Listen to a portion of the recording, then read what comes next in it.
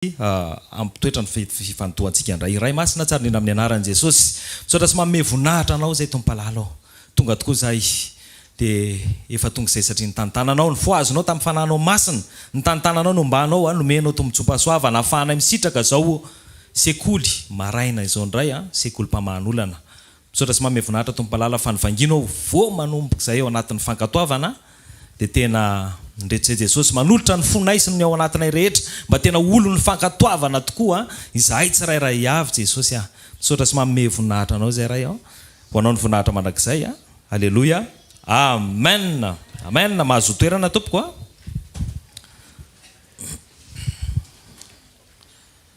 sekoly mpamahana olana androany nampidiran'ny tompo vao maraintsika ao anatiny fankatoavana. Fa maneno tokoa moa hoe fankatoavana raha tsy misy mifankatoavana dia tsy misy mifantaterahana. Andriamanitra rehefa miresaka amintsika dia amin'ny teny nomeny dia le teny matetika tsy takatra ny saitsika. Le teny matetika tsy azontsika veroka hoe inona ary zany ambaran'Andriamanitra zany dia ohatry ny ahoana no fitrangana zany dia inona ny zavatra iseho. Fa Andriamanitra tsy mangataka atsika anakatra ny teny amin'ny fisaintsainantsika fa tsy ho takatritsika le izy. Fa Andriamanitra mangataka atsika ankatony teny amin'izay itenenan'Andriamanitra azy fotsiny. Mankatony teny amin'izay itenenan'Andriamanitra azy fotsiny. Somary ho raisiko kely ny afatra nety mpanompon'Andriamanitra teo aloha dia hotoizantsika ilay izy rehefa avy eo. Ny lohateny ny fizarana izay hoentiko androany dia hoe Jesosy Kristy Fahazavana sy fiainana ho anao. Jesosy Kristy Fahazavana sy fiainana ho anao. Ao anatin'ilay fankatoavana teo raha miresaka an'izay tsika dia i Abrahama matetika no voaresaka. I Abrahama zany anisany tena voaresaka ao anatin'io resaka fankatoavana io. Ny zavatra tenenin'Andriamanitra azy dia tonga dia izy hoe niraisiny ho fahamarinana zany ary dia nankatoaviny ny teny. Ny zavatra sarotra indrindra tao amin'ny fiainan'i Abrahama izay nangatan'Andriamanitra ny fankatoavana faratapiny dia tamin'Andriamanitra ny teny tamin'ny Abrahama hoe alaivo Isaka dia atolory ho aho. Isaka nefa 100 taona ny andrasana azy. Ianao ve mba efa nanana zavatra nandrasana 100 taona? Ka zara mbola tsy tody 100 taonako. Inona ary zany tadiavan'ny paster zany? Mbola tsy teraka zany dia efa nanana andrasana. Marina fa mety rakotina andrasana ny anaranao fa mbola tsy nanana nandrasana 100 taona. Fa ny Abrahama io zanany io dia 100 taona ny andrasany azy. Ary rehefa tonga indray io zanany io dia hozy izy Andriamanitra hoe atolory Isaka ho aho. Inona zavatra nataony Abrahama?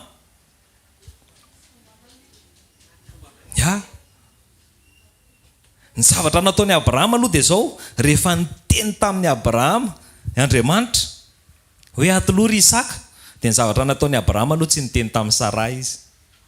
Zay ny zavatra anankiray voalohany nataony. Ny zavatra faharoa nataony tonga dia nomaniny izay zavatra rehetrarehetra ho atao hanolorana ny Isaka. Fankatoavana lalina be zany fankatoavana zany.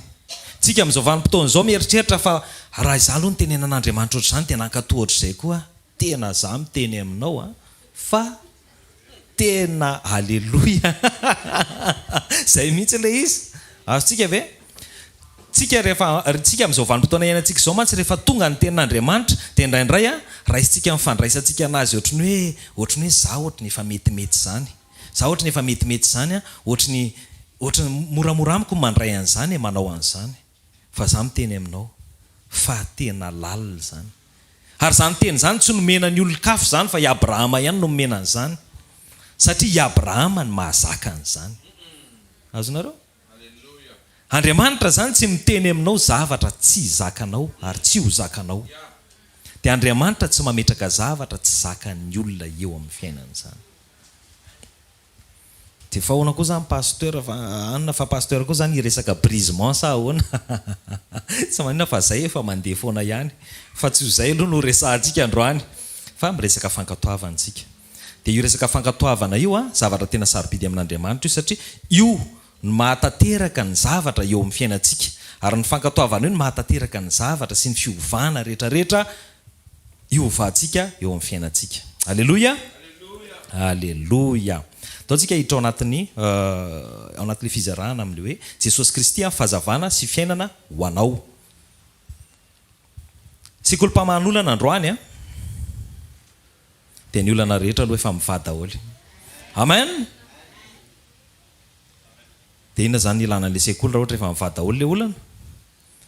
Ilaina le sekoly hampivahan'le olana na dia efa mivameloa ary le olana mankatoan'Andriamanitra tsika. Alleluia. Misy olana anankiroa be nibahana teto ambonin'ny tany. Tsy hoe midera olana raha miteny ao za ngeza fa misongadina kely fotsiny. Inona le olana? Aizina. Ny aizina ny olana voalohany. Inona ny olana faharoa? Fahafatesana ny olana faharoa. Ny aizina. Fa maninona ny aizina ny olana? Rehefa maizina dia tsy mahita ninninina. Rehefa maizina tsisy fahatsarana hitanao. Rehefa maizina tsy afaka mandroso akory ianao. Olana sa tsy olana? Olana. Genesis toko voalohany andininy faharoa. Genesis toko voalohany andininy faharoa. Amin'ny anaran'i Jesosy, ary ny tany dia tsy nisy endrika sady foana, ary aizina ny tambonin'ny lalina, ary ny fanan'Andriamanitra nanomba tambonin'ny rano. Amen. Amen. Ny tany io izy ny Genesis, ny bokin'ny Genesis dia tsy nisy endrika sady foana, ary aizina ny tambonin'ny lalina, ary ny fanan'Andriamanitra nanomba tambonin'ny rano. Inona ny zavatra nitranga voalohany tety ambonin'ny tany? Io aizina. Dia zao rehefa nidin'Andriamanitra dia tonga dia io no nitsena anazy. Aizina, tany tsisy endrika sady foana. Dia rehefa niomana sy nanomana dia ozy izy dia ny zavatra hitako ihany tao anatin'ilay izy hoe inona moa zany fa ny zavatra rehetrarehetra zany nataon'Andriamanitra meloa tany daholo zany ny tany zany efa nisy. Matoa Andriamanitra nidina dia nahita tany teo izy. Zany hoe io tany io mbola rakotra rano, maizina ny teo. Azonareo ve? Dia zao ao amin'ny inona nahatonga an'io ary iza no nitondra an'io faharatsiana endrika sy fahafoanana ary aizina teo amin'ny tany io. Inona nahatonga an'io dia iza no nitondra an'io. Dia hitako ilay izy tao amin'ny Lioka toko 10:17. Lioka toko 10:17. Amin'ny anaran'i Jesosy, fa hoy Jesosy taminy, za nahita ny Satana latsaka avy tany an-danitra tahaka ny varatra. Latsaka taiza Satana? Latsaka teo amin'ny tany, latsaka taty amin'ny tany. Satana dia latsaka taty amin'ny tany rehefa voaroka avy any an-danitra izy.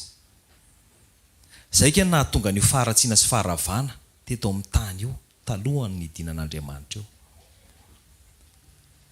Tonga dia lasa foana tsisy endrika, maizina, satria Satana dia mitondra ténèbre ary tia miaina ao anaty ténèbre.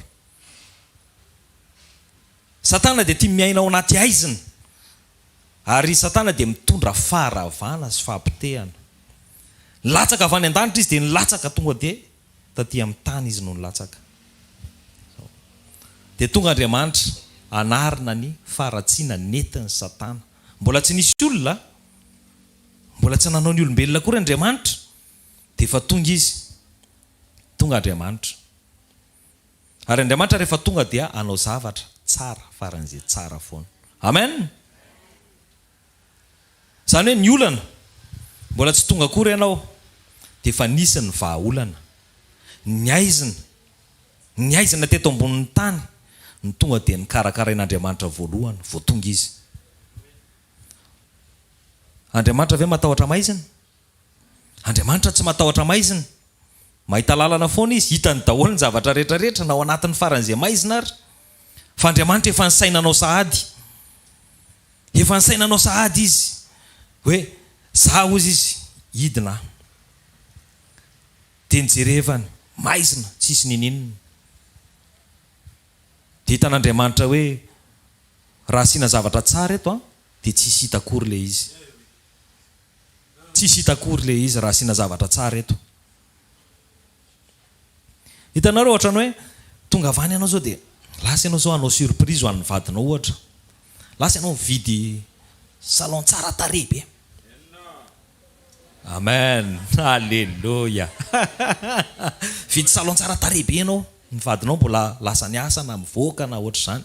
Ndraindray moa reny irahana mandeha lavitra mihitsy fa sao dia tonga tampoka ao anatin'le fotoana hitaterana an'le entana. Dia atao mihitsy izay mahasarotra ny fahatongavany aloha satria misy fikarakarana be dia be ao anatin'le izy. Voatateraka ny fametrapetrahana ny zavatra rehetrarehetra sy mba hapety an'le surprise. Alléluia. Dia lasa ianao mividy an'le salon. Ataonao daholo ny fikarakarana, nampidirinao an-trano tsara tarehy be, namboarina tsara daholo ny trano rehetra décoré, hanao surprise ianao. Hariva ny andro, mirava ny mpiasa. Mandeha ny embouteillage, maizina vao tonga ny trano. Hiditra ny trano ianao vao hanao hoe surprise, tapaka ny jiro. Azotsika ve le izy? Tapaka ny jiro. Dia tonga dia ozy izy le ramatona le rangaha. Zao a dia le stage aloha tsy surprise tsony. Raha ohatra ka zay ny anaovanao hoe surprise mafy be eo, satria ianao nanao surprise mafy ka tsy maintsy asiana fanamafisam-peo fa tsy mety ny surprise raha tsisy fanamafisam-peo. Dia zao tsisy nininona hita eo, tsy hita le fahatsarana. Dia simba ihany koa le izy raha ohatra ka lampe de poche amin'izay ny tsolotsolao hitanao ty dia ty dia ty, le effortnao rehetrarehetra tonga dia tsisy. Tsy hoe tsisy moa zany, misy fa kely tsy nety tamin'le nieritreretanao azy. Dia hoy Andriamanitra tsy mety zany ka.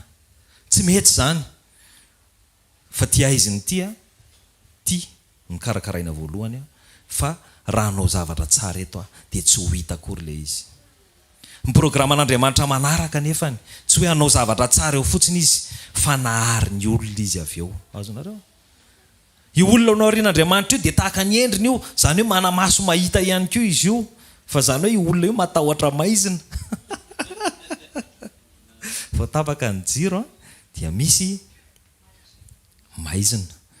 Tapaka ny jiro ao an-trano fa ampitady amin'ny laboziziny karazany, fa matahotra maizina. Dia zao tonga Andriamanitra ao amin'ny Genesis toko voalohany andininy 7 sy 14. Genesis toko voalohany andininy 7 sy 14 amin'ny anaran'i Jesosy. Ary Andriamanitra nanao hoe misy mazava dia nisy mazava. Ary hitan'Andriamanitra fa tsara ny mazava ary nampisaran'Andriamanitra ny mazava sy ny maizina. Dia jereo tsara. Tonga Andriamanitra tonga dia olana aizina ny teo. Fatany fa ho problema amintsika ny maizina. Fatany fa ny olona matahotra maizina. Dia hoy izy Andriamanitra hoe alohan'ny hatongavan'ny olona dia ho karakaraiko ny problemany. Alohan'ny hatongavan'ireo olona ireo ao amin'ny super U dia karakaraiko ny problemany. Amen. Vao tsy niainga tany an-trano ianao dia efa namboarin'Andriamanitra daholo ny zavatra rehetrarehetra. Amen. Amen. Vao tsy niainga tany an-trano ianao satria fatany ny fonao fa angetaeta ianao hamonjy n'ity sekoly ity androany maraina. Ny famonjena sekoly dia tsy hoe tsisy atao ianao. Zay aloha zany zavatra anankiray. Tsy hoe tsisy atao ianao. Raha sanatrika misy an'izay dia miova kely fotsiny. Alléluia. Misy atao dia mamonjy sekoly. Alléluia. Ny famonjena sekoly dia endriky ny fankatoavana. Le fankatoavana ny resantsika teo. Satria Andriamanitra ny teony hoe manaova sekoly dia ataovy amin'ny 7 maraina le izy ao amin'ny super U no anaovanareo azy. Alléluia. Dia ao amin'ny super U dia misy teny amangiko azy any. Io teny io dia amangiko ny fony mba hankatoavany fa ny momba azy dia efa nokarakaraiko daholo. Amen. Amen. Jereo tsara le izy. mandeha fotsiny tsika. Tsy tonga akory tsika dia efa nikarakarain'Andriamanitra ny aiziny. Rehefa vakitsika io teny io dia ao amin'ny 1:4 teo dia ary hitan'Andriamanitra fa tsara ny mazava ary nampisaran'Andriamanitra ny mazava sy ny maizina. Rehefa jerena io teny io dia zao tsy nifoanan'Andriamanitra tanteraka ny aiziny. Na dia tsy ahitany ninona ary ny aizina dia tsy nifoanan'Andriamanitra tanteraka ny aiziny fa nasiany mazava mba ahitana ny fahatsarana rehetrarehetra. Dia navelany ihany nisy partiana maizina mba hahafahanao miala sasatra. Aleloia. Nasiany partiana maizina hahafahanao miala sasatra. Dia zao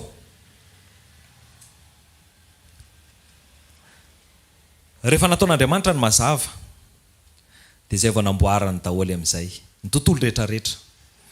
Nasiany ny tany, ny rano, ny zava-mananaina, ny fihinana rehetrarehetra, ny fihinam-boa, ny hazo fihinam-boa, ny ahatra sy ohatr'izany. Nataony complet ny zavatra rehetrarehetra hitsenananao mba tsy hanany olana ianao. Aleloia. Nataony complet ny zavatra rehetrarehetra mba tsy hisy olana. Ny olona izay ny fironiny, izay ireo ny fitiavan'Andriamanitra amin'ny tena fahalehibiazany fahatsarany rehetrarehetra dia izany nanaovan'Andriamanitra antsika. Nataony complet ny zavatra rehetrarehetra dia ny fironiny amin'izay ny olona afaka hisitraka ny fahatsaran'Andriamanitra rehetra. Misy ny mazava fantany fa ny olona mila matory, mila makaina dia nasiany ihany koa ny alina. Tsy midika akory zany hoe dia izay miasa alina zany pasteur ahoana zany ahoana zany ny anona zany izay miasa alina dia ahoana. Tsy manina fa misy jiro any aminareo dia afaka matory indray no amin'ny atoandro. Aleloia. Ao anaty fandaminana indray ilay izy ny asana. Aleloia. Ny zavatra miseho anefa dia zao. Satana rehefa nazera tetỳ amin'izao tontolo izao, tetỳ ambony tany dia mahaliana azy daholo ny hetsikaandriamanitra rehetrarehetra etỳ ambonin'ny tany. Mahaliana ny Satana daholo ny hetsikaandriamanitra rehetrarehetra izay mitranga etỳ ambonin'ny tany satria Satana tsy manana ninona afaka ho ataony sy hidirana intsony any an-danitra. Dia etỳ amin'izay izy no mijery ny zavatra rehetrarehetra izay ataon'Andriamanitra. Ny zavatra rehetrarehetra tsy ataon'Andriamanitra tsy mahaliana azy, fefana azy. Ny zavatra rehetra tsy ataon'Andriamanitra dia tsy mahaliana azy, fefana azy raha ny etỳ ambonin'ny tany no resahantsika. Fa ny hetsika rehetrarehetra izay ataon'Andriamanitra dia mahaliana azy daholo ny zavatra rehetrarehetra. Ny zavatra nahasosotra azy voalohany aloha dia zao, izy nitondra ny ténèbre tetỳ ambonin'ny tany, nefa vao tonga Andriamanitra dia nasian'Andriamanitra mazava dia efa nijaly izy. Aleloia. Izy tia miafina ao anaty maizina, izy tia miaina ao anaty maizina, izy tia mampatahotra ao anaty maizina. Fa Andriamanitra vao tonga dia nifoanan'Andriamanitra aloha zany.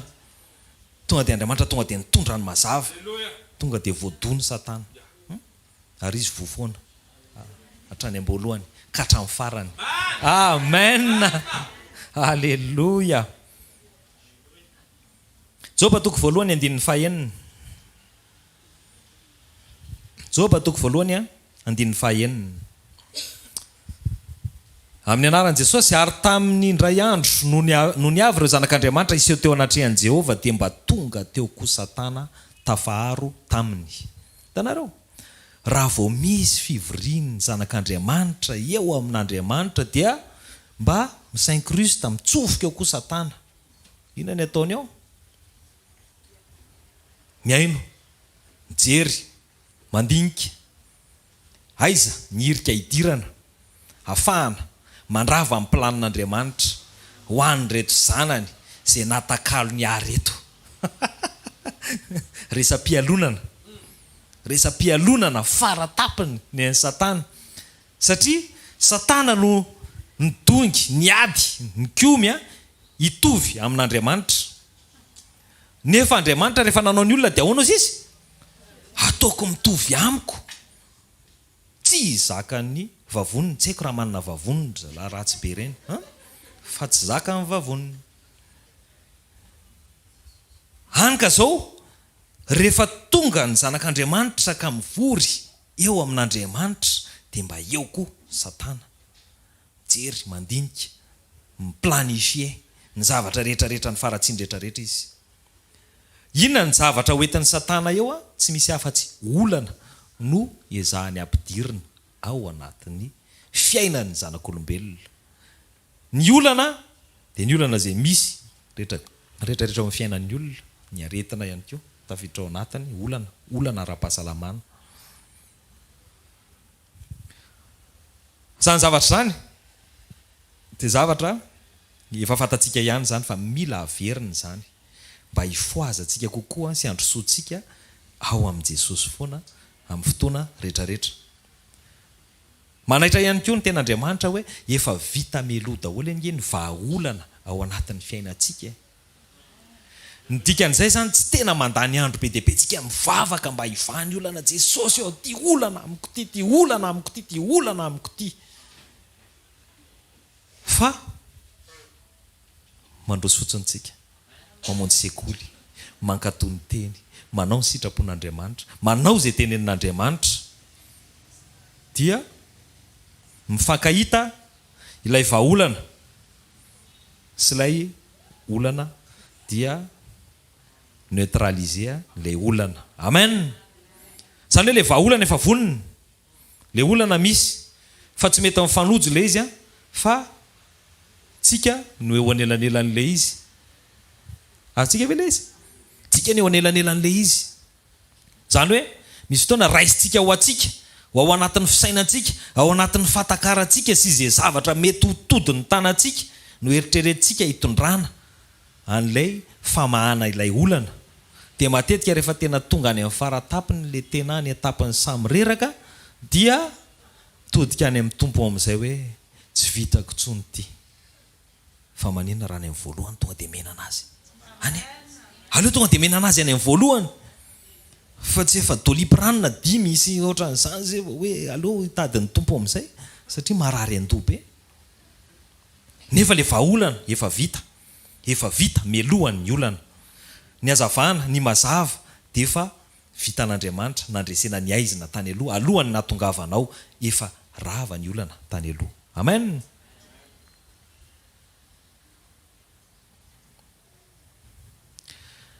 Satana voaroaka tany an-danitra. Tsy voaroaka fotsiny izy fa sady voataroka no voalako, no voataka, no voatsipaka. Le teny vakitsika teo le tao amin'ny bokin'ny Luka, tao amin'ny bokin'ny Luka toko 7:7 teo le hoe zany nahitany Satana latsaka avy tany an-danitra tahaka ny varatra. Filatsahana tahaka ny varatra zany voadaroka faran'izay mafy zany dia nahazo vitesy faran'izay zokiny.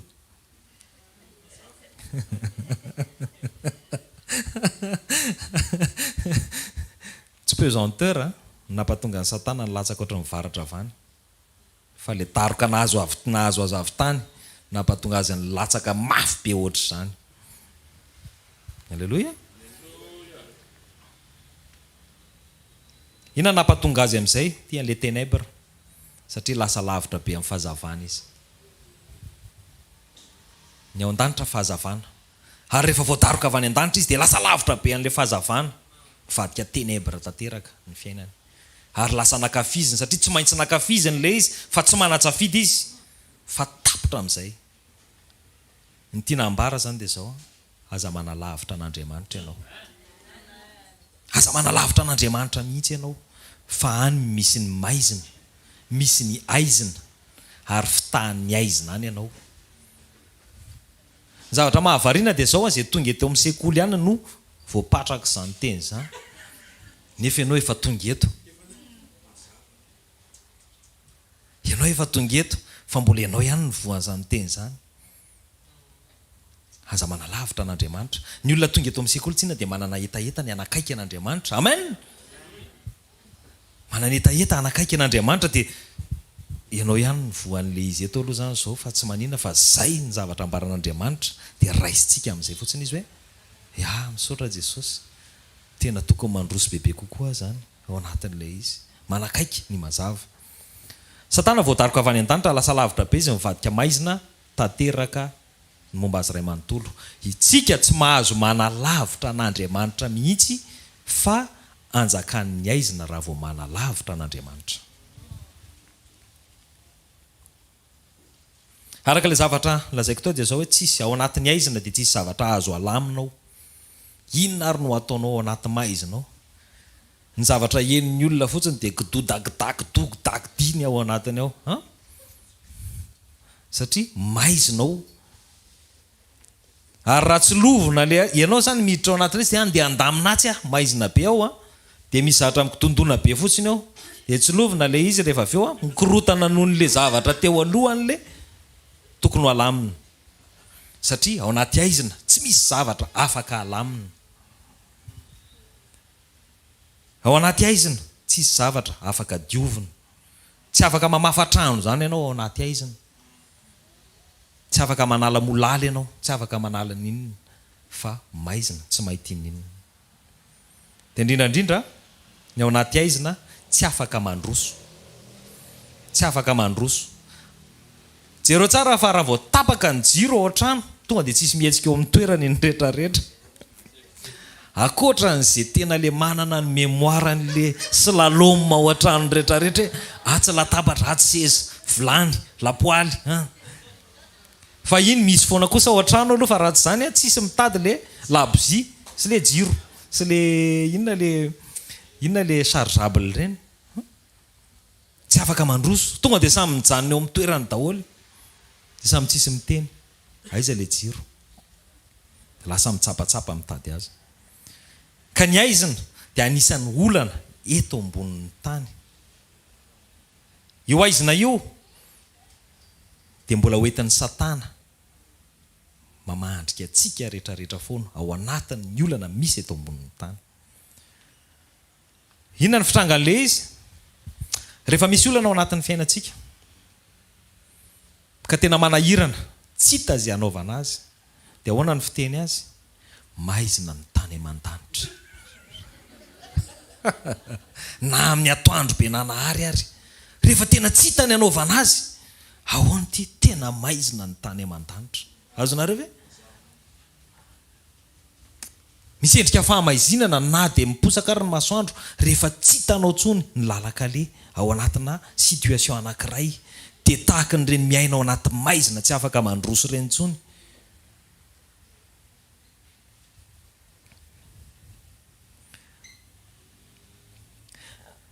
Ny zanak'Israely zao rehefa nivoaka ny tany Egypta. Rehefa nivoaka ny tany Egypta ny zanak'Israely dia nentin'Andriamanitra tsy navelany ny janony fa mandeha andro aman'alina. Zany mandeha andro aman'alina. Exodosy 7:20.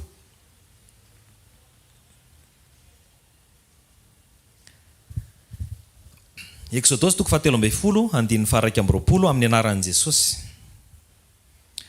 Ary Jehovah nandeha teo alohany tamin'ny andro raona raha atoandro hitaridalana azy.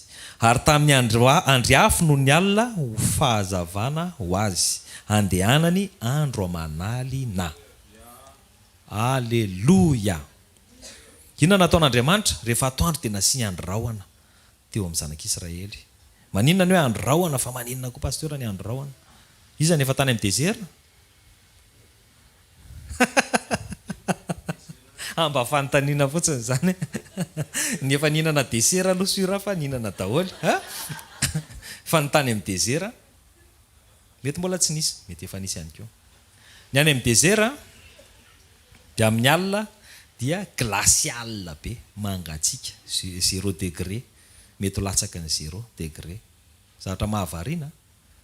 Amin'ny atoandro 50 degré, mihoatra ny 50 degré. Zany ny zavatra misy any amin'ny désert. Dia hoy izy Andriamanitra mantsy ny zanak'Israely mandehana fotsiny. Dia mandeha ny zanak'Israely taritiny Mosesy sy Arona sy Miriama. Nasian'Andriamanitra andro rahoana analoka ny zanak'Israely amin'ny lalana amin'ny atoandro mangatsiatsika. Ianao zany raha tsy zanak'Israely le andraona manao ohatr' zao zany sariny eo anatin'le any io dia mandeha eo ampovoany eo ny misy andro be colonne de nuage dia manaloka ny zanak'Israely. Ianao zany raha niaraka tamin'ny zanak'Israely ohatra zany niaraka taminy tamin'izany dia zao misy banga kely le rahona satria ny zanaky mifanekena no men'Andriamanitra ny tarihany tamin'ireo misy banga kely ny rahona dia rehefa amin'ny alina dia nasian'Andriamanitra inona indray andriafo. Inona le andriafo? Ny afo mitondra inona? Hafanana. Ny afo mitondra inona? Hazavana. Jereo tsara. Andriamanitra rehefa manome vahaolana dia vahaolana complet. Amen. Vahaolana complet nomen'Andriamanitra. Inona ny ilana ho anay any amin'ny désert? Mangatsika be amin'ny alina. Sy Andriamanitra hoe aleo atao complet andriafo. Ny zavatra mahagaga dia zao andriafo hita miledaleda be olo andry sy ohatr' izany fa zao tsisy vita mesui dia tsy nisy vita kitoza. Ny zanak'Israely rehetrarehetra nandeha tsy mahay ry zareo. Olona be dia be ny zanak'Israely no nivoaka avy tany 600 000 na 3 millions FMG eo.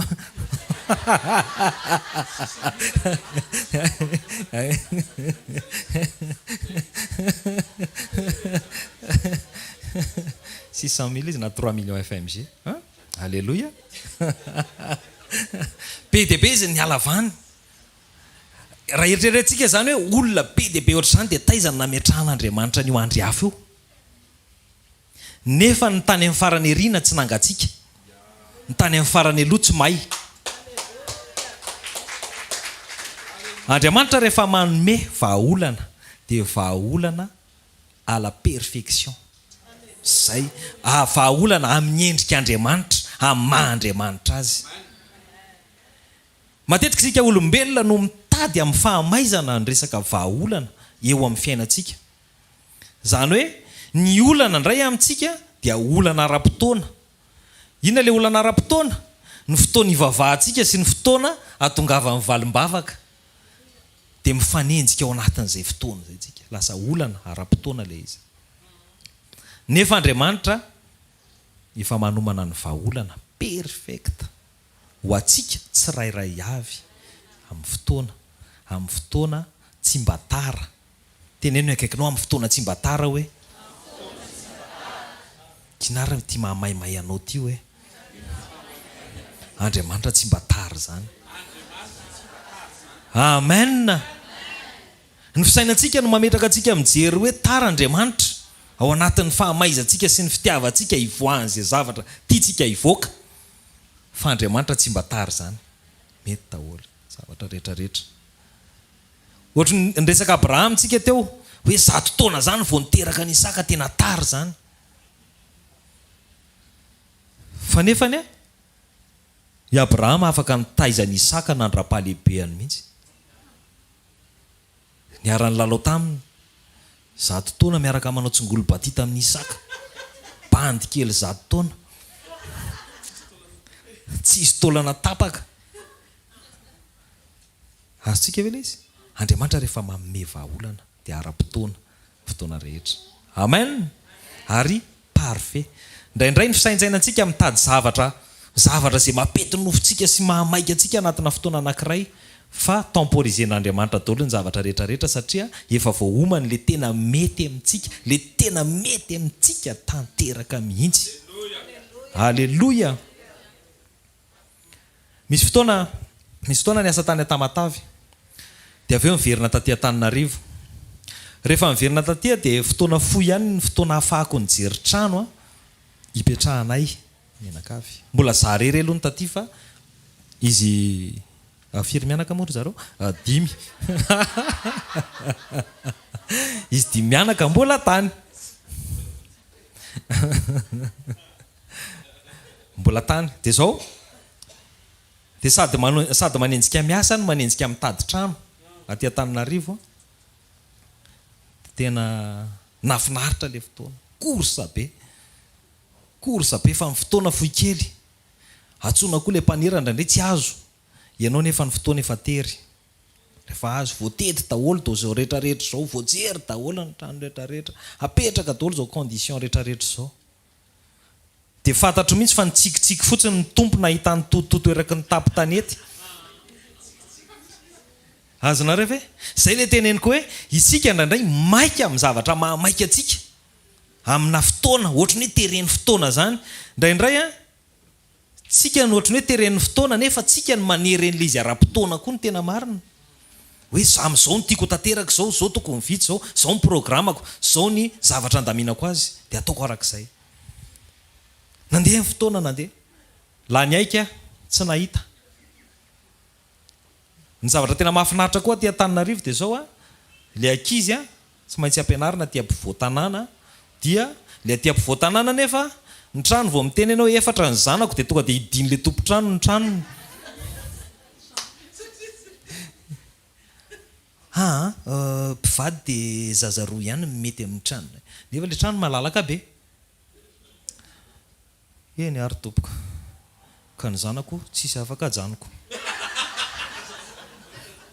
Reo no meny tompo anahy. Halleloja. Tsy misy afaka ajanony reo. Eo eritreritra no iza no ampidirina, iza no ajanona, iza no ampidirina, iza no ajanona, iza no ampidirina. Tsy mety zany. Tsy mety zany. Satria tena presque zay ny zavatra mitranga ao anatin'le mitady trano ianao. Dia efa tsy niteny tsony mifampiantso moa zay mivady isan'andro san'andro. Mba tsy tenenako hoe isa-minitra isa-jekondra. Halleloja, halleloja. Mba mampidira crédit dia mba atsony ianareo, atsony ianao. Halleloja. Dia miteny azy, miteny amin'ny tena zao le zavatra mitranga zany. Dia zay kosa aloha mahafinaritra ao anatin'ny fanomponan'ny tompo. Tsy misy ianao hoe dia tsy mahita misy zany. Tsy manina fa tsy meny Jesosy eo foana. Meny Jesosy eo foana. Nanomboka tsy nitady tsony fa satria efa tombotra kely koa le fotoana hiakaran'zareo fa hiditra vakansa ny ankizy tany Tamatavy, dia efa tapitra ihany koa ny contrat an'ilay trano hipetrahana tany, dia mila miakatra ry zareo. Tapitra ny ray andro ny feim-potoana ialana tany dia zao. Za efa tsy nitady tsony. Niantso le mpanera. Ramse, misy an'le trano le tsy tianao nijerevana iny mihitsy anie mbola ao le trano tsy tiako nijerevana mbola ao. Misy famaritana mafinaritra be ao anatin'le izy. Le trano tsy tianao nijerevana mbola ao. Satria mantsy nametraka condition foana koa ao anatin'le fitadiavana an'le trano fa le condition ko be dia be reto koa vao maika manasarotra an'le anina ampian'le zaza roa an'le olona ry vao maika nafinaritra. Lana ny fotoana ny odikodiny eraky ny tapo-tanety. Dia zao natsony le mpanera. Ndao ary ho afa-jerevany le izy somary mitsofoka kely ka tia na hitsofoka be ty na hitsofoka kely rapitso ry zareo miakatra. Azotsika vele izy. Ndao afa-jerevana ho fa mirava amin'ny atoandro tonga dia mamonjy ianao lasa nandeha tonga tao amin'le trano. Mitsofoka kely le izy, mitsofoka kely dia mbola tsy tonga, fa mbola mitsofoka kely mbola tsy tonga ihany, mbola mitsofoka kely. Halleloja. Nefa zany zavatra zany anisan'ny zavatra neviteko zany hoe trano mitsofoka zany. Fa zao mandeha fotsiny satria eo zany ilay testan'Andriamanitra ao anatin'le vahaolana tadiavinao. Ianao mila vahaolana. Dia hozy Andriamanitra io misy dia ianao ve hiavonavina fa mandeha ianao. Rehefa miteny Andriamanitra io le izy dia nareo tsy mitovy amin'le eritreretinao mihitsy le izy. Dia ohatran'ny Abrahama ihany ny tenen'Andriamanitra hoe mivoa miala ao amin'ny rainao sy ny reninao dia ilozy ny havanao dia mandehana any amin'ny tany izay asehoako anao. dia Abrahama tonga dia fisaintsainana tsara be ny tao anatiny tao tany sy toerana tanàna natao ny tanàn'Andriamanitra zany zavatra ohatr'izao zany zavatra ohatr'izao tonga tany izy désert le izy azonareo fa désert dia Abrahama tsy niteny hoe aza mba mifamitaka kosa fa ozy izy hoe ity zany ity désert ity indray matoty no nitondran'Andriamanitra dia ity zany le tany tondra dronono sy tantely nefa raha jerevako fasika amin'ny be deaibe ity nefa ny tantely mila voninkazo azonareo ve le izy fa ahoana ary zany zavatra ohatry ny mifanohatra zany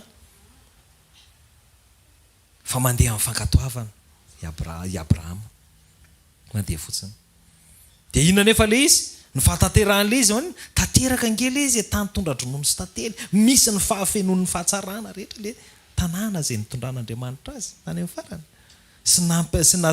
ary tena nataon'Andriamanitra ho lova ny taranany ray manontolo ary dia ohatr'izay le zavatra nitranga tonga tao amin'le izy any amin'ny deuxième étage le tohatra vao niakatra janona teo amin'le premier étage ohatrany tsaratsara le tohatra treo le ato anga efa misy olona le tao amin'le ambany indrindra aloha zany no nijerevako voalohany ty ambany ty manahoana ny zanako ane mbola kely sady efatra dia sady ry zalahy manao boty ndraindray tiako tenena zany migodogodony ny zalahy fa le atao amin'ny farany ambany ato ny tokony mety dia efa misy olona efa ela be mihitsy le olona tao ary akatra tonga ao amin'le premier étage ary ato manahoana misy olona koa ao fa izy le izy le ao ambony alleloia miakatra ao ambony le tohatra manomboka eo amin'le deuxième étage deux fois ampahan'le tohatra makeo amin'ny premier étage ny anankiray zany hoe tsy mitovy ny avon'le tohatra zany hoe ianao zany tsy mila mikotrana fa miakamidina eo ianao dia tonga dia en forme be niakatra tany ambony sokafana le trano vao ny sokafana kosa le trano jereva composé le tena mety ty Jesosy alleloia atsoy le olona atsoy le tompotrano natsona le tompotrano za zao tsy ao an-trano ny ankizy ho tonga rapitso le tompotrano le andehanana tsy ao an-trano za tsy ao an-trano fa za ty amin'ny hôpitaly miandra ny zanako aty dia nisisika tamin'le ramatoa satria henoko hoe entin'Andriamanitra fa tsy ny fisainako sy ny fitiavako sy ny condition ankotsony no mipetraka dia nisisika tamin'le ramatoa aiza misy anao za ty amin'ny hôpitaly ohatr'izao sy izy miandra ny zanako fa niditra hôpitaly ny zanako tsy manina ave madama ho ara-mahakany aminao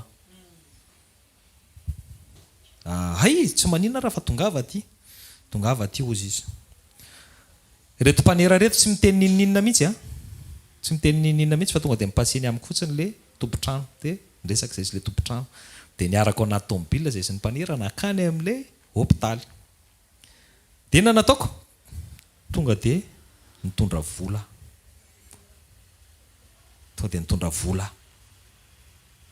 hitako zany hoe misy vahaolana omen'Andriamanitra eo mila miomana ianao amin'ny zavatra rehetrarehetra rehefa misy vahaolana miseho eo aminao ohatr'izay ny resaka asa indrindrandrindra rehefa misy asa mivelatra eo aminao tsy eo ianao vao anao rédaction ana CV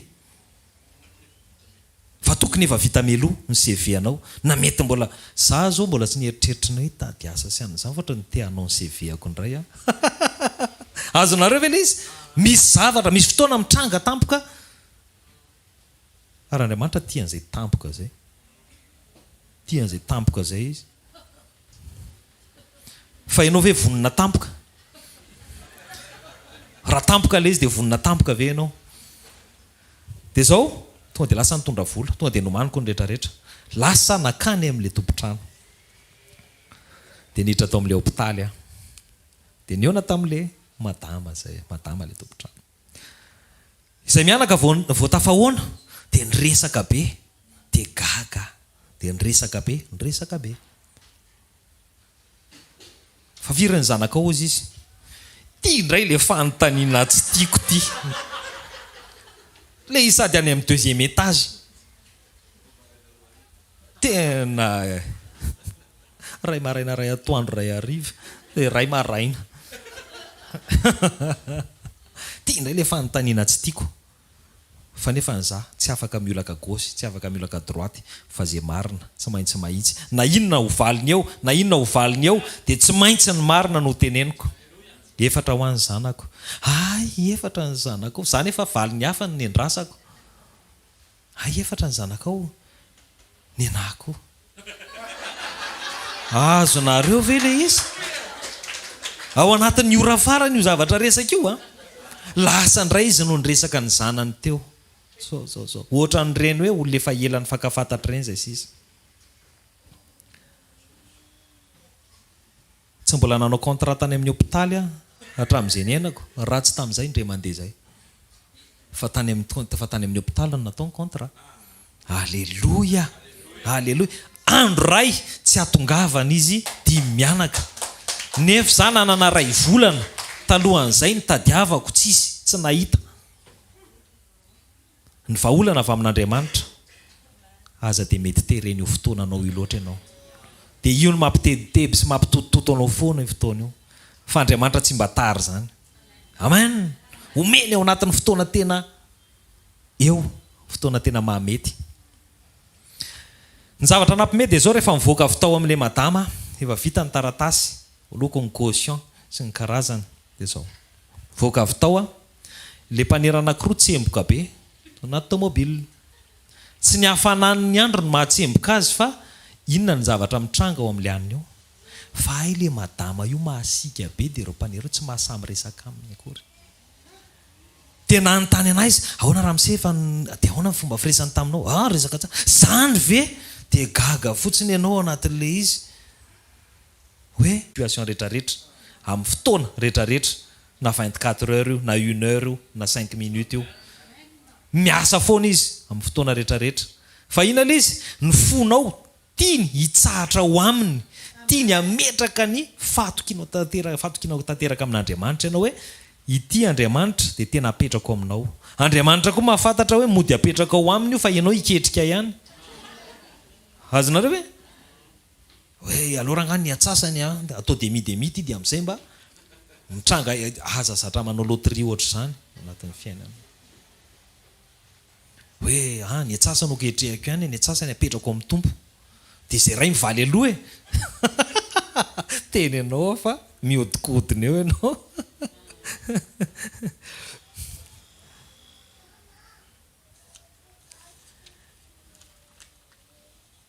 Rehefa nitarika ny zanak'Israely tany anefitra ho Andriamanitra dia nomeny ny solution feno teraka. Feno sy tanteraka ireo zanak'Israely ireo. Ny amin'ny atoandro malomaloka tsara, ohatran'ireny misy clim reny nefa any amin'ny désert.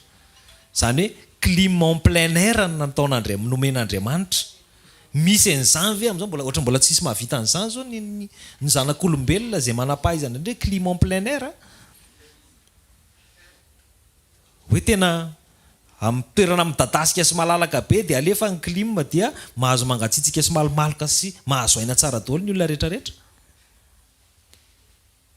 Amin'ny alina koa tsy nisy vita kitoza hoe ny atsasaka ny zanak'Israely dia kilan'ny andry afo tao fa resy tory dia nidaboka teo akaikiny. Fa tsy nisy, fa sady nanana hazavana no nanana hafanana. Feno mety tamin'izay afahana nandroso nanohy ny dia.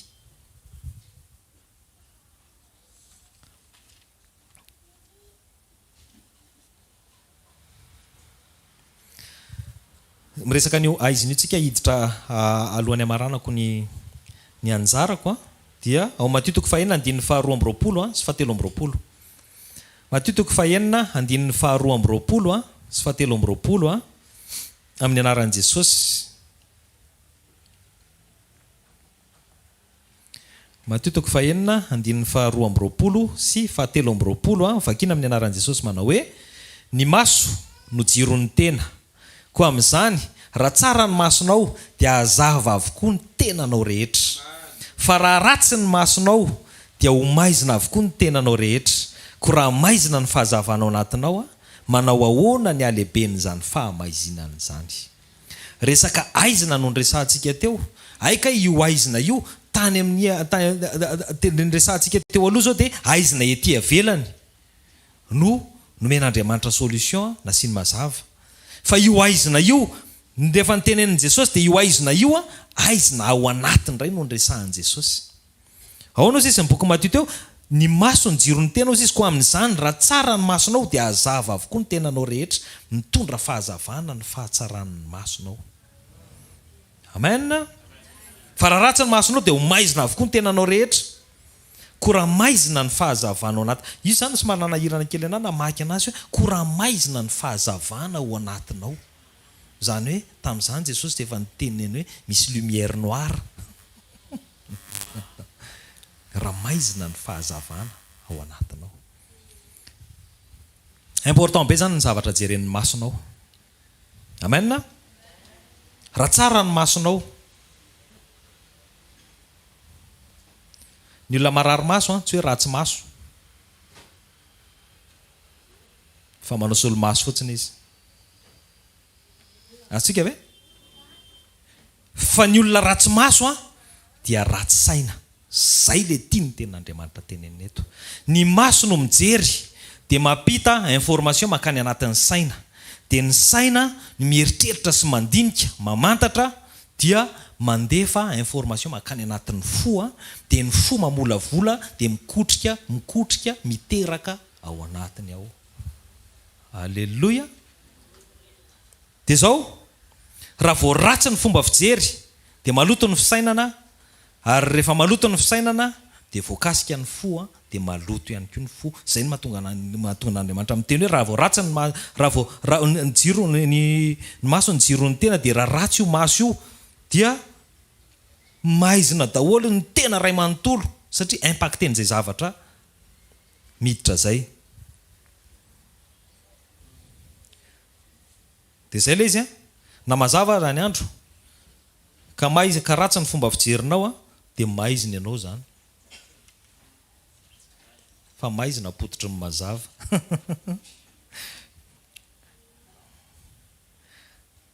Ny zavatra lazaina sao dia zao, ny fijery, ny fomba fijery eny mety tsy hitovy, mety tsy mitovy amin'ny zanak'olombelona rehetra, ary natao an'izay mihitsy le izy mba hifiampirindrana sy ny hifanampiany ny zanak'olombelona rehetra. Tsy mitovy ny fomba fijery.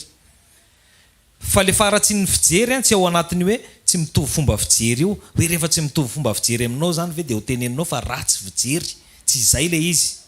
Tsy hoe rehefa tsy mitovy fijery dia ratsy fijery. Fa ny atao hoe ratsy fijery dia le mahita zavatra ratsy foana amin'ny fotoana rehetrarehetra sy ny zavatra resahana rehetrarehetra. Mahita zavatra negatifa foana amin'ny zavatra izay atao rehetrarehetra. Mahita fangidiana foana ao anatin'ny zavatra misy rehetrarehetra. Zay le ratsy fijery. Dia io nahatonga ny Star Times taty alina.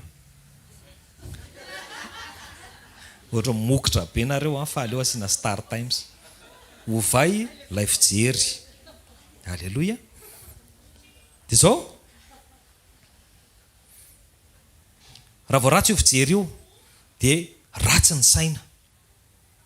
Dia izay le izy hoe maizina ny zavatra rehetrarehetra. Dia nefa Andriamanitra, nefa Jesosy tena niteny mihitsy, nefa Andriamanitra niteny ao anatin'ny ohabolana toko 4:7-20. Tandremo izy izy nino?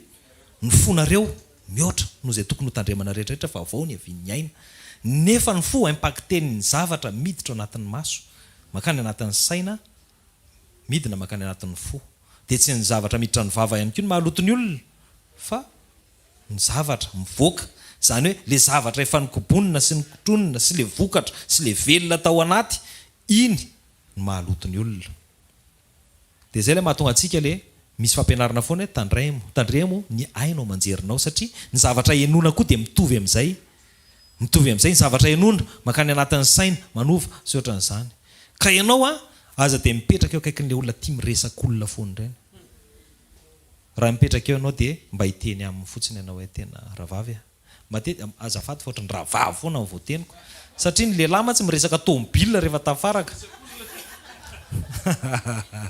Fa tsy miresaka an'le olona mitondra an'le tômôbilina. Alleluia. Vehivavy ihanina ohatran'izao dia fary zareo na tokony tenenina ohatran'izao dia tokony tena.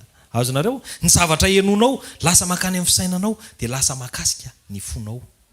Ny zavatra jerevanao raha mijery an'io réseaux sociaux io zao a misy topika be deaibe mandeha dia jereo tsara fa raha vao mijery commentaire anao dia manomboka mizihatra ny ambava fonao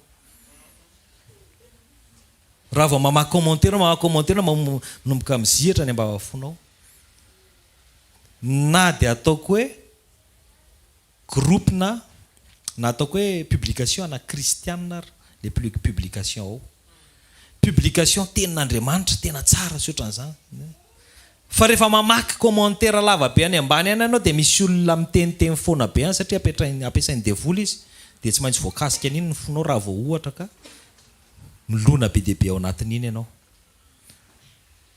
fa mila tapahana zay zavatra zay mila hovaina ny zavatra jerevana raha te hijery ianao dia izy ny jerevanao Jesosy alleluia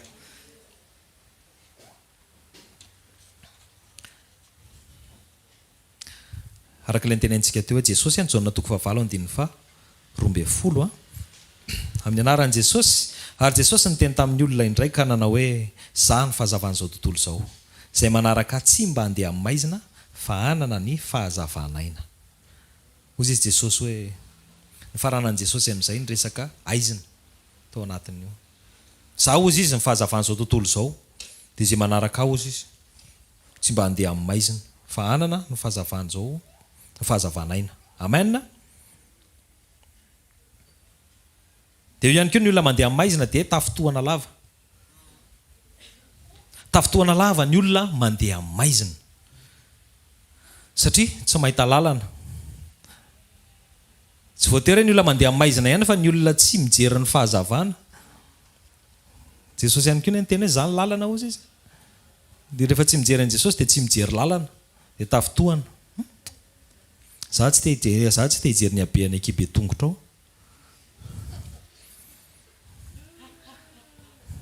fa rehefa tafotoana lava ianao dia mitombo adiry ny ekibe tongotra ao dia sahirany Stefaina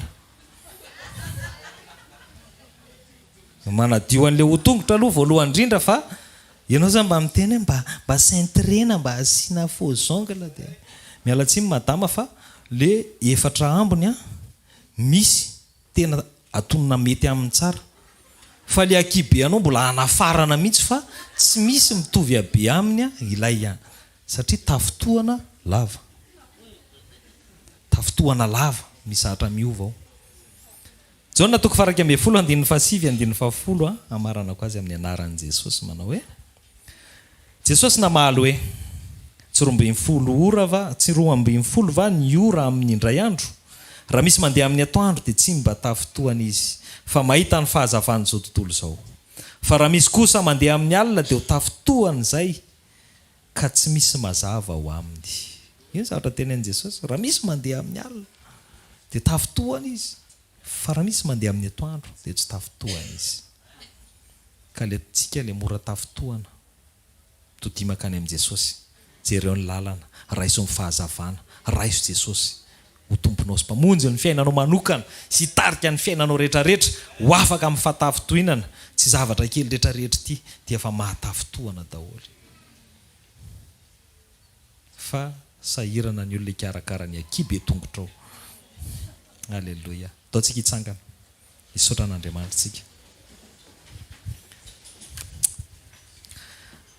ray masina tsandrina amin'ny anaran'i Jesosy misaotra sy manome voninahitra tompalalo ny amin'ny teny izay nentinao tetindray Jesosy inoko Jesosy fa misy zavatra afaka niraisinay hiainana indray androsoana miaraka aminao misaotra Andriamanitra fa efa nataonao feno sy tanteraka ny vahaolana ao anatin'ny fiainan'ny ankonana rehetra satria ianao efa nielo lalana ny rehetra misaotra sy manome voninahitra tompalalo misaotra Jesosy misa mahery amin'ny fananao masina ihany koa mba ho voatahiry Jesosy ny teny ho ampon'ny olona mba hiasa hiaina ho velona androsony ny tsirairay avy misaotra Jesosy alleluia amen andaontsika hitetana mafy andraisantsika ny mpampian'Andriamanitra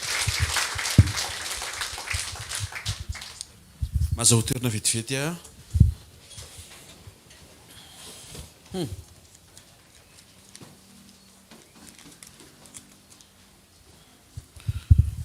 mankasitraka an' Jesosy hatrantsika nisy nandray teny ve androany maraina hiatrika ny herinandro masina alleluia raha misy ny olana dia eo no ny tompo androany maraina efa vonona meloha ny vahaolana avy amin' Jesosy. Ary ny vahaolana omanin'Andriamanitra ao antsika dia vahaolana feno complet, tanteraka parfait. Mety tsy takatry ny saintsika zany, mety mbola ao anatin'le sakorokitsika aloha zao, fa Andriamanitra mampiteny ny mpanompony androany maraina, mino ianao fa misy zavatra efa voaomana ao aminy, natao hiainana. Amen. Ny olona ao anaty aizina dia tsy mahita an'le vahaolana, na dia efa eo ary le vahaolana. Zay no mahatonga antsika tsy mety mijanona ao amin'le aizina, ary zay mahatonga n'Andriamanitra mandefa ny teniny mba tonga anao anana an'le fahazavana. Tena kekinao tandremo ny fomba fijerinao hoe jereo tsara le vavolombelona jereo ny pasteur teo fa saika tsy nisokatra ny vision-any ahita an'le zavatra nomanin'Andriamanitra, fa saika nisizika izy tany amin'izay nandresa lahatra azy. Zay ne le mila entiny eo amin'ny tompo le izy ne tsara tsika mampiasa finoana fa tsy zay tianao ane le hitranga eo na dia ho ataon'Andriamanitra ary ny tsara indrindra manjary mamita teny ianao tsy handray an'le solution efa tonga. Le solution efa eo fa ianao indreny tsy mandray fa hoe tsara lavitra ny anjarako. Efa io tsy raisinaoko tsara lavitra ho aiza ninona dia manjary mandeha ny fotoana mandeha. Azadino fotoana tsy miandry ianao, fotoana mandeha. Tandremo sao dia diso amin'le solution omen'Andriamanitra. Mila manetry tenitsika, tena mila mianatra manetry tena. Tsy ny fepetrako, tsy ny conditionko. Dia misy teny koa teo aza sarotina le vahaolana, ary ao ambadiky ny fanasarotana vahaolana kay dia karaktera miavona. Fa rehefa miavona ianao dia lasa tsy afaka mandray zay avy amin'Andriamanitra. Za mahita fa amin'ny herinandro ity misy zavatra avy amin'Andriamanitra zay tian'Andriamanitra ho raisinao dia mampiomana izy mba tsy ho diso an'ilay izy ianao. Amen. Rehefa misokatra ny solution dia tsy eo ianao vao miditra, fa miomana meloha ianao mba hiditra.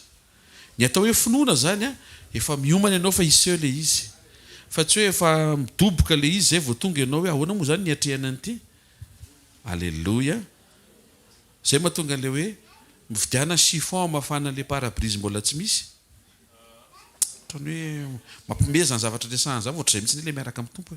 Tsy efa tonga amin'ny fiara vao vidy chiffon ianao, tsy finonjany ataonao zany fa lojika. Fa ny finoana efa voafaritra meloha ataoko eto ny fiara, efa miresaka amin'ny eo amin'ny parkina zay hoe ao nary zalahy mba asio anankiray efa misy fiara ho avy, nefa mbola tsisy ninona mihitsy satria mandeha ampinoana ianao, miomana ianao.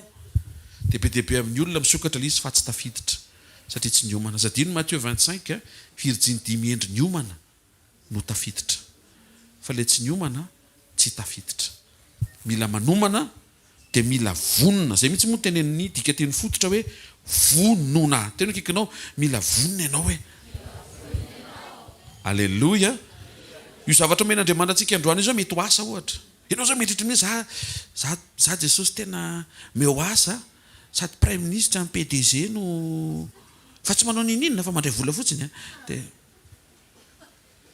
mila mamonjy sekoly misimisy aloha ianao mba ahafahana mirectifier zay.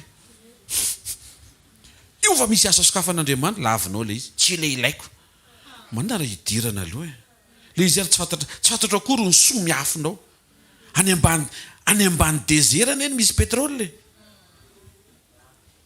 tsy mahentehaka ao an'Andriamanitra. Ny vady aloha tsy mitovy amin'ny asa tsy hidirako dia lako avy eo fa tandremo sao dia efa mpandalovan'Andriamanitra le anjara, fa mbola mitady prince charmant foana ianao mandraka androany. Tsy le izy ny ale ilaiko ny ale fepetraka le ohatr'izao mivavah moa mafy be ny avy eo le fotoana mandeha. Misy zavatra mifambe dia be anatin'le teny androany fa za mahita fa ny aompon'Andriamanitra mba tsy ho diso ianao amin'le zavatra sokafany amin'le zavatra homaniny amin'le zavatra apetrany amin'le zavatra tiany omena anao. Aza komplikena lisa mivavaka tsara kosa aloha vavaka tsara, fa io foanao tafiditra misy zavatra tsara be mbola ho sokafan'Andriamanitra mihoatra noho izay tsara mety mba hitanao hoe avy amin'Andriamanitra ity tsy possible ho ratsy io. Alleluia. Za mahita fa hamaly Andriamanitra matoa Andriamanitra mampiomana. Tsisy Andriamanitra mampiomana zany dia tsy hanao ninninina izy. Matoa izy mampiomana hoe ny vahaolana efa vonona na dia teo ary ny aizina efa misy mazava.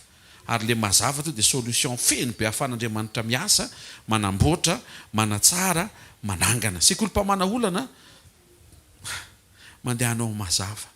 Jesosy le mazava. Mila mazava ny fomba fijerinao. Misy zavatra efa vonona ny fa kalma tsara fotsiny. Mety tsy le eritreretinao fa le tena mahasosy, le tena mampety anao. Alleluia. Alleluia. Zay no mahatsara ny hoe mametraka amin'Andriamanitra fa tsy miziriziry amin'ny faniriana. Tena kaikinao voarain'Andriamanitra ny fanirianao e. Hoany foana ianao hoe fa mety tsy tonga dia any aloha hoe. Mihaino tsara angamantsika. Le angatahanao le zavatra eritreretinao, le nofinofo, le vision, le tena hoe ty le tena mba saintsainy koa ho tongany ane ianao e. Fa miresaka momba n'le lalantsika draindray tsy tonga dia any le hitondran'Andriamanitra. Fa zavatra hafa mihitsy fa mila matakatra ianao. Ty le lalana tsy tokony diso ty lalana ty satria raha vao laviko tia dia miodikodina fotsiny indray ianao. Dia manjary sady tsy voarainao le noman'Andriamanitra no tsy tonga any amin'le mba nentinao taminy ianao.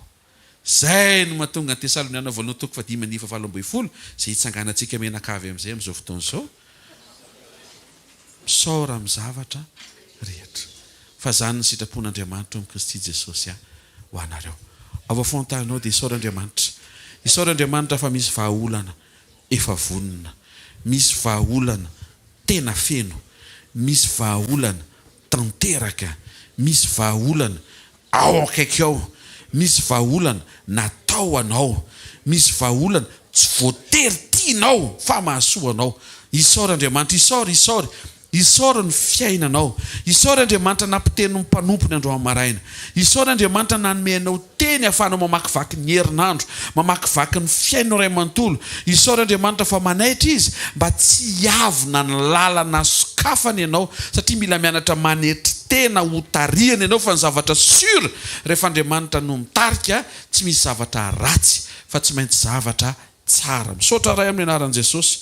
Mankasitraka anao zahay fa rehefa niseho ny aizina efa vonona melony mazava ary ianao mihitsy Jesosy le mazava.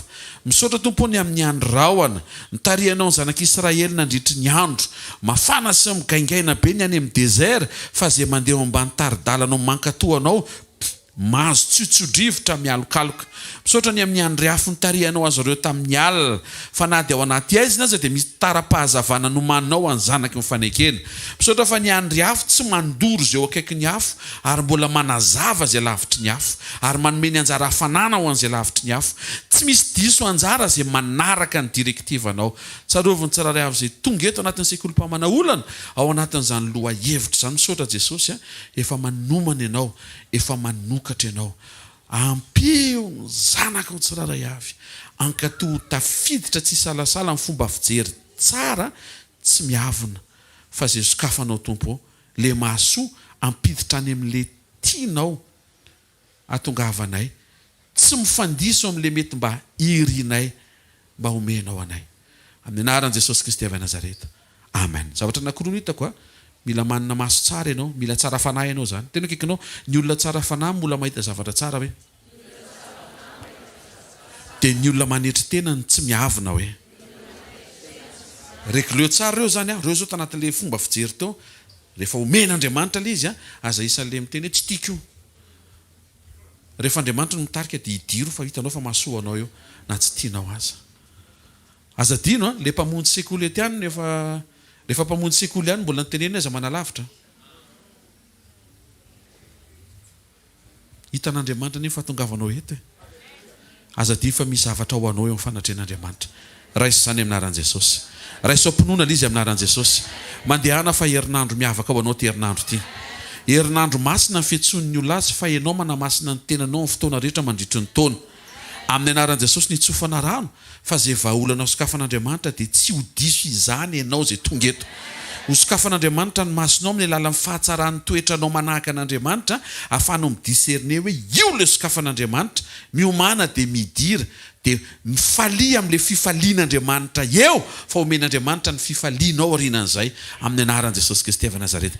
Mahita fa izay olona tonga eto voatefy sy voamboatra tsy avina ny lalana sokafan'andriamanitra ary tsy ho diso an'izay tsonao manomboka androany amin'ny anaran'i Jesosy. Izay rehetra fahadisoana fidirana hatramin'izay anokatra vaovao andriamanitra dia tsy ho diso ianao amin'ny anaran'i Jesosy Kristy avy Nazareta. Tsy ho diso an'izay fidirana izay ianao amin'ny anaran'i Jesosy Kristy avy Nazareta. Hibitsika amin'ny fanamasina eo am-pototry eo tsoroka eo tsofinao ampatsiaro anao hoe aza matahotra aza manahy fa raha Andriamanitra no mitarika raha masina mena io misy egiptiano reglenao ambady eo ny dikan'izay. Mandehana fa herinandro tsara ty, herinandro mendrika isehonao mendrika eo anatren'Andriamanitra, herinandro mpandresenao anao amin'ny anaran'i Jesosy. Mivay io olana eo, misokatra io lalana eo, mety io zavatra io amin'ny anaran'i Jesosy Kristy avy Nazareta. Amen. Zareo fahasoavana fa fahasoavan'Andriamanitra ny matoy izao ary ny fahasoavan'Andriamanitra ny matoy izao anareo. Amen dia amen. Teny Jesosy daholo tompoko.